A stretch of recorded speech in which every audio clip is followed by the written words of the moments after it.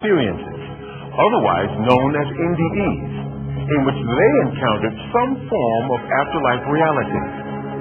Modern medicine began referring to these occurrences as the Lazarus phenomenon, after another biblical character, also named Lazarus, who was revived by Jesus 4 days after his supposed death. But just what is near-death experience? Dr. Jeff Long elaborates. Well, as the name near-death experience implies, these people have some event in which they are severely physically compromised. Generally, there's a severe physical malady that occurs very suddenly, often, or at the end of a chronic illness. Near-death experiences are very frequently associated with cessation of heart function or cessation of breathing function, and very often both. And given that 10 seconds after that the EEG, a measure of brain electrical activity, goes absolutely flat, it's medically inexplicable that near-death experiencers are having a conscious experience. There's so much more evidence behind something more going on with near-death experiences, something that is not medically explicable.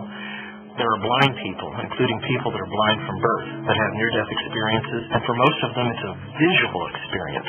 That is absolutely medically inexplicable. These are people that are blind that for the first experience in their life where they've had vision and can see things in the world was during their near-death experience. There is no other explanation for that. Time and time again we hear accounts of people that have their near-death experience and their consciousness separates from their body.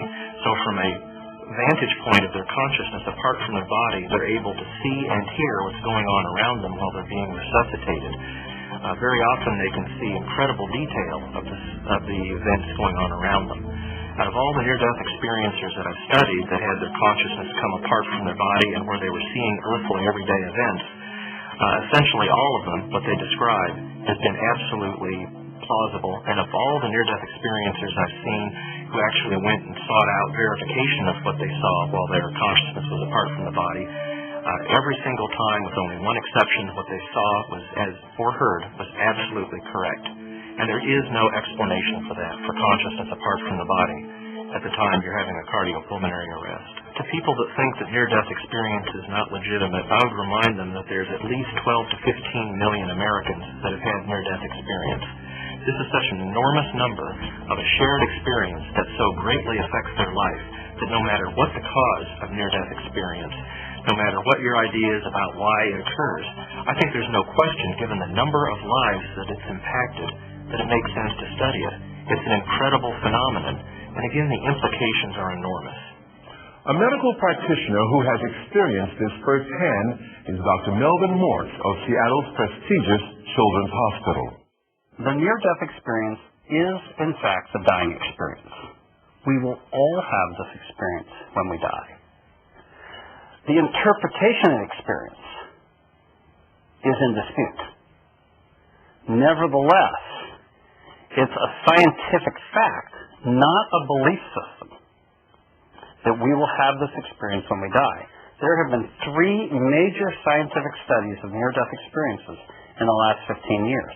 And all 3 of these studies document that these experiences are real and they'll happen to us all when we die. So the old ideas that these experiences are caused by a lack of oxygen to the brain, or are hallucinations caused by chaos in the brain at the point of death, are caused by the drugs that are given to patients that we resuscitate when we're dying. Those ideas were, of course, respectable scientific theories, but turned out to not be true. In fact, near-death experiences are the dying experience. And that's a scientific fact, not an opinion.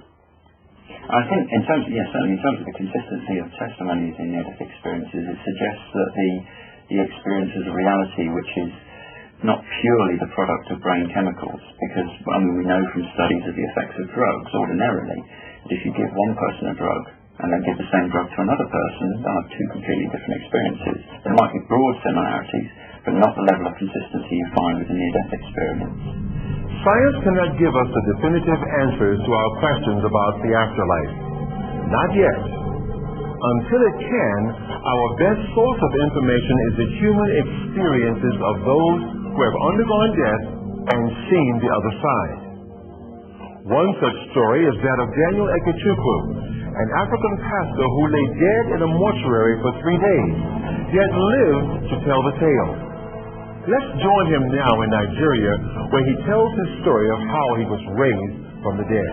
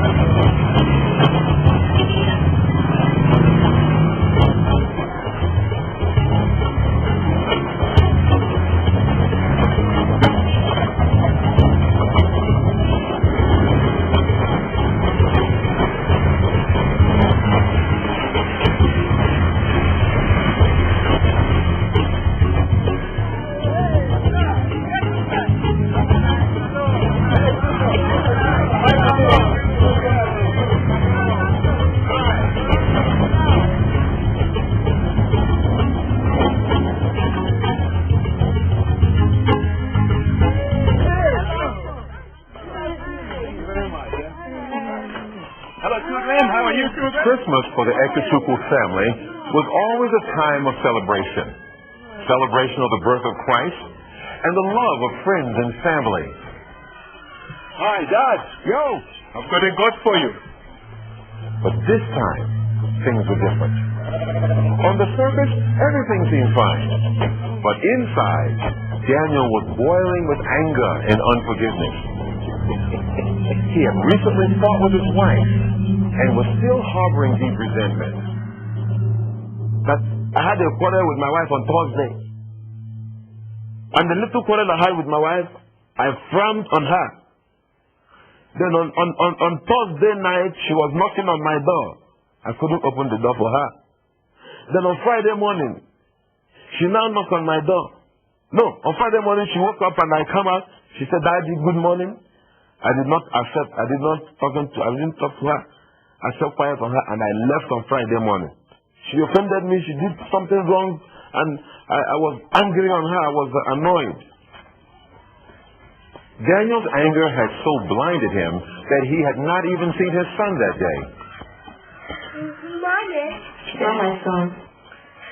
Where is Daddy? He went to deliver goods to grandfather in a word. Dad, how are you? So, my son, go and play.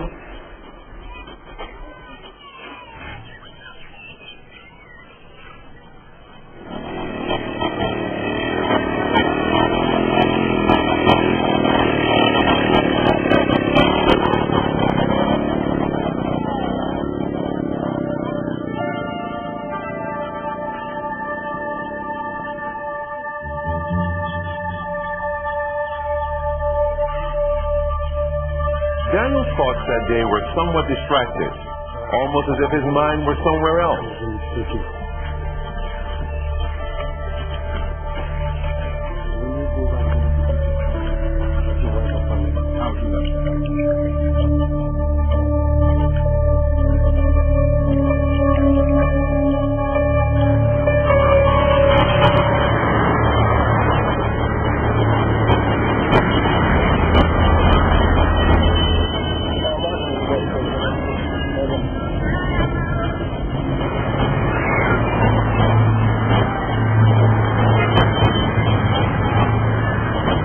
The sun started dipping down, Daniel began to speed up, wanting to get home. He was still very angry.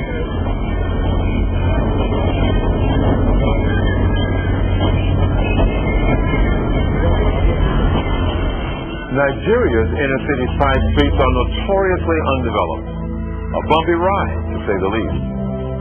Daniel knew well to travel cautiously. But that day, the car seemed somewhat sluggish and unresponsive.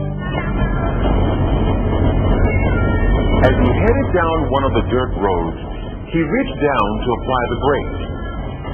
But there was no response. Daniel began to pump the pedal furiously, but to no avail.